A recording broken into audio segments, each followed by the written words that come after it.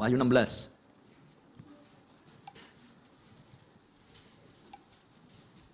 Ayat 15.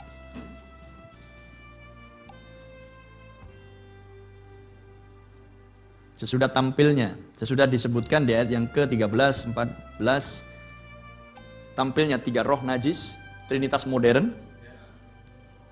Kenapa dikatakan Trinitas modern? Karena kita di zaman modern. Tapi tetap Trinitas yang sama dengan Trinitas yang kuno, yang lahir di Konsili Nicea di abad yang ketiga di kota Roma.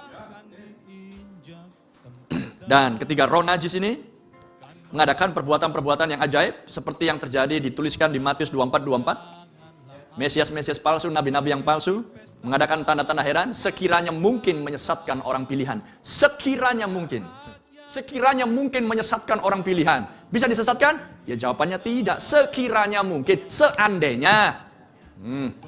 Haleluya. Praise the Lord. Apa sih artinya seandainya? Realita. Enggak kan? Roh jahat ini berkeliling dunia, mendapatkan raja-raja di seluruh dunia, untuk mengumpulkan mereka guna peperangan pada hari besar, yaitu hari Allah yang Maha Kuasa. Haleluya. Praise the Lord. Amin. Lihat, kita hanya berbicara hal-hal yang realita, karena semuanya itu sudah berbicara tentang spirit. Dan mereka tidak sadar bahwa mereka dikuasai oleh Wahyu 16. Amin. Mengumpulkan mereka, para raja, para pemimpin dunia. Gak ada presiden di sini disebut. Gak ada presiden di sini disebut, Pak. Gak ada perdana menteri di sini disebut, Pak. Ya iya, di zamannya waktu menulis kitab Wahyu gak ada istilah presiden. Gak ada istilah perdana menteri.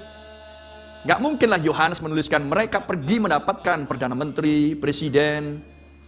Belum ada istilah itu. Belum ada republik, belum ada demokrat, belum ada parlemen, belum ada istilah-istilah kongres dan lain sebagainya.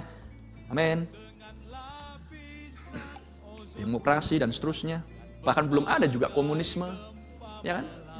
Belum ada muncul fasisme, belum muncul nasisme, apalagi isme-isme yang lain. Mengumpulkan mereka guna peperangan pada hari besar, yaitu hari Allah yang Maha Kuasa. Kemudian di stop.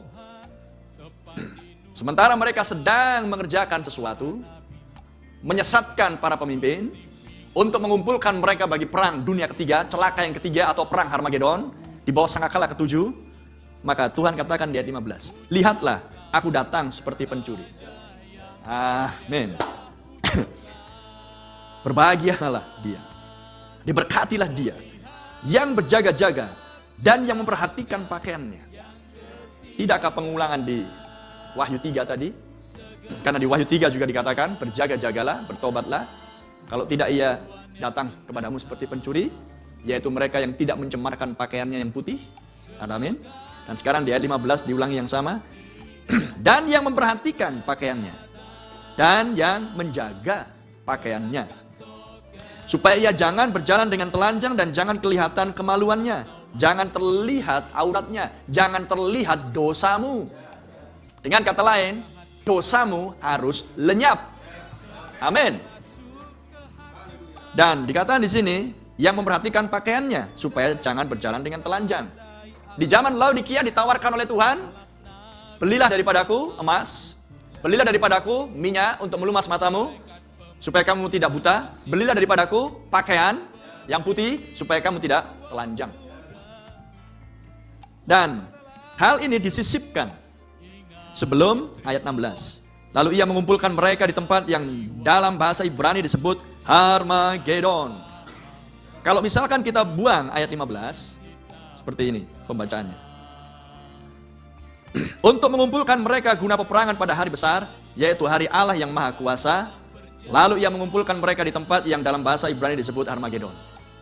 Kalau kita teruskan, kita hilangkan ayat 15. Betul? Berarti langsung pengumpulan, langsung Harmagedon. Waduh, mau kemana kita? Mau kemana kita? Habislah kita. Amin. Karena secara fisik saya adalah warga negara. Semua orang secara fisik adalah warga negara di negaranya masing-masing.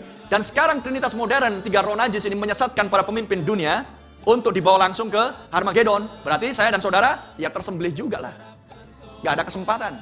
Gak ada kesempatan untuk luput dari Harmagedon. Dengan kata lain, kalau nas itu langsung disambung. Tapi puji Tuhan, Roh Kudus menempatkan misteri. Akan ada orang-orang yang terluput dari perang besar tersebut. Glory, glory. Terpujilah nama Tuhan. Baik itu mempelai wanita, baik itu 144.000 Israel yang akan ditebus. Sehingga Tuhan katakan, aku akan datang seperti pencuri. Dia datang seperti Romeo, mencuri Juliet. Amin. Haleluya. Bagi mereka yang tidak bertobat dan tidak berjaga-jaga, ketika ia datang seperti pencuri, maka mereka akan binasa. Seperti yang dikatakan di Yohanes pasal 10 ayat 10 tersebut. Tetapi bagi mereka yang berjaga-jaga, oleh Roh Kudus, pengawas Anda dan saya, yang berdiri di menara pengawas, Roh Kudus diam di dalam Anda, maka Anda dibuat berjaga-jaga. Haleluya. Mengenakan pakaian. Amin. Siap untuk pergi. Siap untuk berangkat.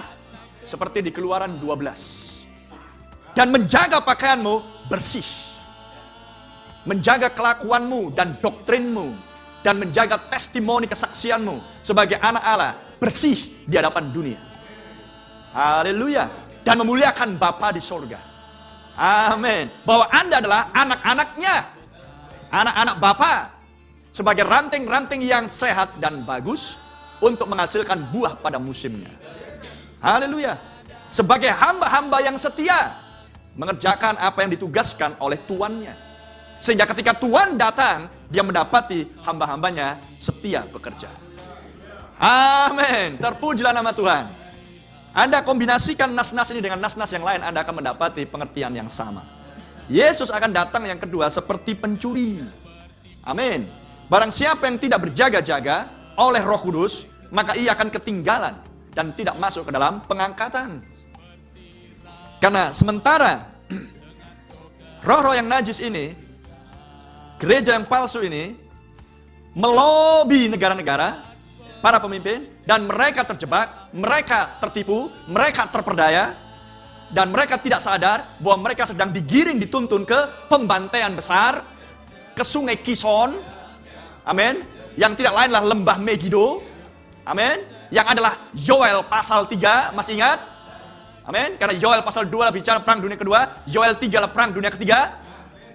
Maka Anda akan melihat kehancuran massal. Kehancuran massal. Oh, terpujilah nama Tuhan. Haleluya. Sebelum perang berlangsung, sebelum Harmagedon berlangsung, tulang-tulang kering di lembah dihidupkan. Amin. Tulang-tulang kering di lembah dihidupkan. Yeskiel pasal 37. Oh, terpujilah nama Tuhan. Amin. Dan mereka lah bala tentaranya Allah. Haleluya. Dan mereka sedang mengenakan pakaian prajurit mereka, pakaian jubah kebenaran. Dan mereka adalah orang-orang yang berjaga-jaga, sebab mereka adalah orang-orang tulang-tulang kering yang sudah direstorasi. Pembenaran, pengudusan, baptisan Roh Kudus, amin. Dan Kristus sendiri yang diam di dalam mereka. Oh, terpujilah nama Tuhan. Sehingga disisipkan ayat 15. Lihatlah aku datang seperti pencuri. Ini adalah misteri pengangkatan. Misteri pengangkatan. Dan syaratnya adalah berjaga-jaga, bertobat, dan jaga pakaianmu bersih. Amin. Haleluya. Dan kalau Anda bandingkan dengan Yohanes 10, dombaku mendengar suara gembalanya, dombaku mengenal aku gembala yang baik, sebab aku mengenal siapa domba-dombaku. Dan orang asing tidak mereka ikuti. Amin. Praise the Lord. Jika itu di dalam kalangan kita, orang asing tidak akan mereka ikuti, karena tidak ada Tuhan di sana. Domba akan mengenal di mana Tuhan berada. Dan kalau itu adalah orang asing, ini asing bagiku. Tapi kalau ini suara gembala, maka ia akan mengikut gembala. Ya, praise the Lord. Itulah sangat riskan bagi mereka yang melakukan apa yang menjadi hawa nafsu dan keinginan daging mereka. Tapi yang menganggap dirinya masih bagian dari mempelai wanita. Sebab akan banyak orang menyangka dirinya mempelai wanita, tapi dari buahnya kamu akan mengenal pohonnya. Karena pohon dikenal dari buahnya. Yesus katakan di Matius 7, pada hari itu kamu akan mengenal siapa mereka. Lihat buahnya. Praise the Lord. Sehingga kita bersyukur oleh kasih kemurahan Tuhan. Di bawah akan penyingkapan daripada cawan ini, maka kita bisa melihat misteri pengangkatan berlangsung di sini. Sebelum perang Harmagedon harus berlangsung sebuah peristiwa di mana orang-orang kudus akan diraibkan, sehingga tidak akan masuk kepada celaka yang ketiga. Dan misteri ini disingkapkan di bawah antara cawan yang ke-6 dan cawan yang ke-7. Misteri ini dinyatakan. Sebab cawan-cawan adalah penghukuman Tuhan. Murka Tuhan dicurahkan. Jadi sebelum murka Tuhan dicurahkan, Tuhan harus mengangkat orang-orangnya. Haleluya. Api yang turun ke Sodom tidak akan pernah setitik pun turun ke Sodom sebelum Lot, gambaran mempelai wanita, keluar dari Sodom. Nabi sudah mengatakan, sebelum satu bom pun jatuh ke bumi, mempelai wanita harus naik dulu. Haleluya. Jadi untuk apa mereka menyimpan bom-bom kepala nuklir di hanggar-hanggar mereka dan membuat misil-misilnya sepanjang, bahkan lebih panjang dari lapangan sepak bola mungkin. Amin. Untuk apa mereka membuat semuanya itu? Karena mereka tersesatkan oleh 3 roh najis ini. Amin. Sehingga mereka tanpa sadar berdalih, kami mempertahankan kedaulatan negara kami. Padahal tidak sadar bahwa mereka semua sedang dituntun menuju ke perang Harmagedon. Oh, haleluya. Kita memang warga negara Indonesia, tapi kita adalah warga negara dari dunia yang lebih tinggi. Amin. Kita hanya orang asing, pendatang di sini. Maka kita akan pulang kampung kelak. Haleluya. Kenapa hal-hal ini harus dinyatakan kepada mempelai wanitanya? Untuk membuat mempelai wanita mengerti akan program penebusan atas dirinya.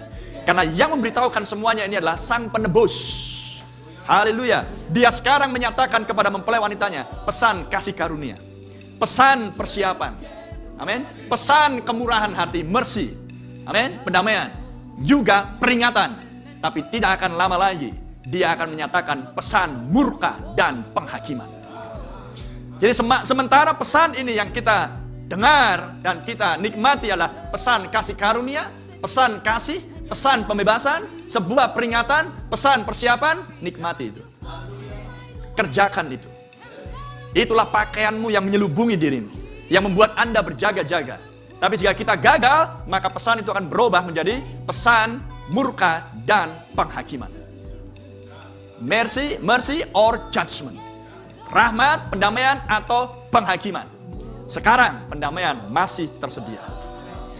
Darah masih ada di kursi pendamaian. Haleluya. Terpujilah nama Tuhan.